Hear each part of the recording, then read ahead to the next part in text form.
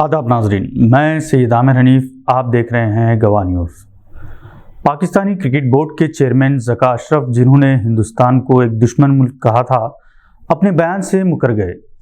इन्होंने हिंदुस्तान और हिंदुस्तानी अवाम से इजहार तशक्कुर किया कि इन्होंने पाकिस्तानी क्रिकेट टीम का अपनी सरजमीन पर वालेहाना इस्तकबाल किया है।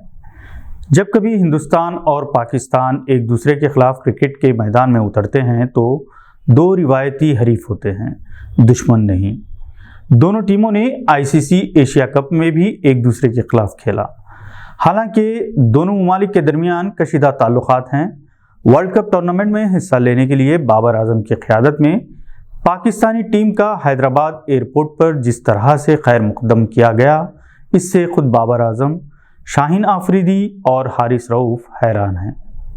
ज़का अशरफ के कल के बयान पर हिंदुस्तान के साथ साथ पाकिस्तान के भी शायकीन क्रिकेट ने सख्त लानत व मलामत की है। पाकिस्तान क्रिकेट बोर्ड ने अपने बयान में हिंदुस्तान का शुक्रिया अदा किया। यहाँ ये बात काबिल ज़िक्र है कि एशिया कप टूर्नामेंट के दौरान बीसीसीआई के सदर राजर बिन्नी और वाइस प्रेसिडेंट राजीव शुक्ला ने पाकिस्तान का दौरा किया था, जहाँ इनका बेमिसाल खैर मुक़द्दम किया गया था।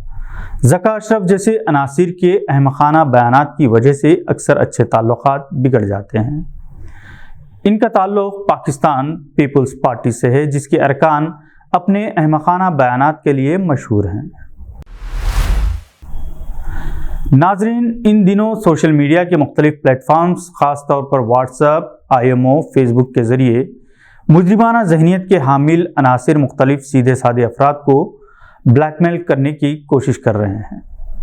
30 सितंबर को हैदराबाद के एक मशहूर मुस्लिम बिजनेसमैन के व्हाट्सएप पर किसी नामालूम खातून ने वीडियो कॉल किया, जिसमें इस खातून ने मुकम्मल बुरहाना होकर बात करने की कोशिश की। बिजनेसमैन ने उनका फ़ोन कट कर दिया, मगर मुसलसिल 2-3 मरतबा उस गुमनाम खातून ने यही हरकत दोहराई। फिर 2 घंटे बाद इसने ऑडियो कॉल करके इस बिजनेसमैन से एक भारी रकम का मुतालबा किया। दूसरी सूरत में इस वीडियो कॉल को वायरल करने की धमकी दी। कुछ देर बाद किसी शख्स ने फ़ोन पर अपने आप को पुलिस इंस्पेक्टर के तौर पर तारुफ करवाते हुए इस बिजनेसमैन को मशवरा दिया कि लेन देन करके मामले को रफा दफा किया जाए। बिजनेसमैन ने फौरी साइबर क्राइम में शिकायत दर्ज करवाई। खातून और अपने आप को सब इंस्पेक्टर कहलाने वाले का फ़ोन नंबर भी अपनी शिकायत में दर्ज करवा दिया। उम्मीद की जा रही है कि इस गैंग का बहुत जल्द पता चल जाएगा। अगर आपको किसी गुमनाम फ़ोन नंबर से वीडियो कॉल आता है तो आप इसे रिसीव ना करें। IMO या फेसबुक, व्हाट्सएप, इस किस्म के मुसलसिल वीडियो कॉल्स मौसूल होने की शिकायतें मिल रही हैं। साइबर क्राइम ने इस किस्म की शिकायतों पर कार्रवाई करने का तयक़ुन दिया है। सऊदी अरब के अल-खुबर में हैदराबाद से ताल्लुक़ रखने वाले नौजवान क्रिकेटर आतिफ खान का मैच के दौरान हार्ट अटैक से इंतकाल हो गया। वो मुरादनगर हैदराबाद के रहने वाले थे।